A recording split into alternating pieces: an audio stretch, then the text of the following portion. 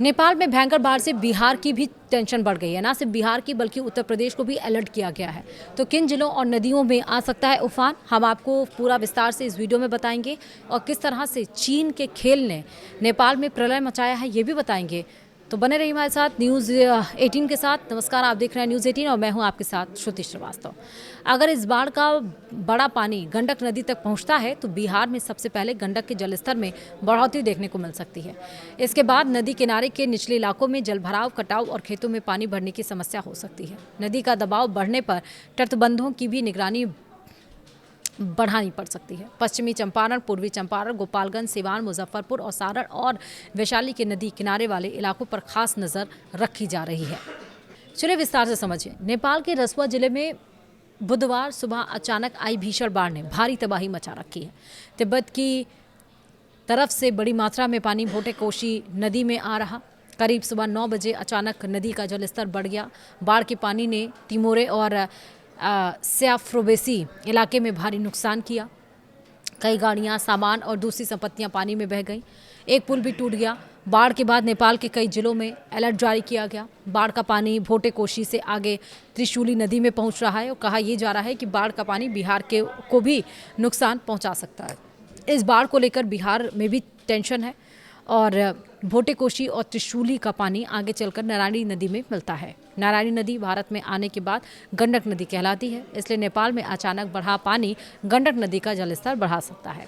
हालांकि अभी यह कहना जल्दबाजी होगा कि बिहार में बाढ़ आएगी। इसका असर इस बात पर निर्भर करेगा कि नेपाल से कितना पानी नीचे आता है और इस दरमियान बारिश कितनी होती है।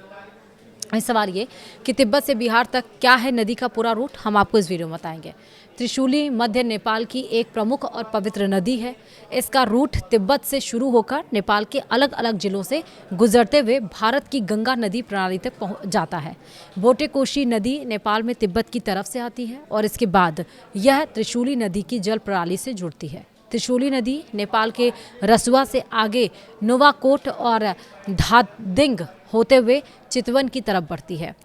आगे देवघाट के पास इसका पानी काली गंडकी नदी से मिलता है और इस संगम के बाद नदी को नारायणी कहा जाता है। नारायणी नदी नेपाल से निकलकर भारत में प्रवेश करती है। भारत में इसे गंडक नदी कहा जाता है और इसके बाद यह बिहार में मैदानी इलाकों से होकर बहती है और अंत में हाजीपुर के पास गंगा नदी में मिल जाती है। बिहार सरकार के जल संसाधन विभाग के अनुसार गंडक नदी बिहार में पश्चिमी चंपारण, पूर्वी चंपारण, मुजफ्फरपुर, गोपालगंज, सिवान, सारण और वैशाली जिलों से होकर बहती है। तिब्बत की बात करें तो तिब्बत में भोटे कोशी नदी, फिर त्रिशूली, फिर नारायणी और नारायणी ही आगे चल के भारत में गंडक में मिलती है और फिर उसके बाद गंडक से होते हुए बिहार, फिर उसके बाद हाजीपुर बिहार में, फिर सोनपुर के पास गंगा में वो जाके मिल जाती है। यानी एक दूसरे से इंटरकनेक्टेड है। इसलिए कहा जा रहा है कि नेपाल की चाल ने प्रलय ला दिया। माफ़ करिएगा, चीन की चाल ने नेपाल में प्रलय ला दिया, क्योंकि अगर तिब्बत में बाढ़ आए थे तो उसकी सूचना क्यों नहीं चीन के द्वारा नेपाल को दी गई। अब सवाल ये कि बिहार के किन जिलों में असर पड़ सकता है। नेपाल से आने वाले अतिरिक्त पानी का सीधा असर सबसे पहले गंडक नदी के आसपास के इलाकों में दिख सकता है। सबसे पहले पश्चिमी चंपारण में दिखेगा असर। गंडक नदी बिहार में इसी क्षेत्र से पास प्रवेश करती है। वाल्मीकि नगर बैराज भी इसी इलाके में है। नदी का जलस्तर बढ़ने पर नदी किनारे के इलाकों में दबाव बढ़ सकता है। पूर्वी चंपारण पर इसका असर पड़ेगा। गंडक के जलस्तर में बढ़ोतरी का असर जिले के नदी किनारे वाले क्षेत्रों में दिख सकता है और यहाँ बाढ़ और कटाव का खतरा बढ़ सकता है। उसके बाद गोपालगंज भी खतरे के निशान पर है।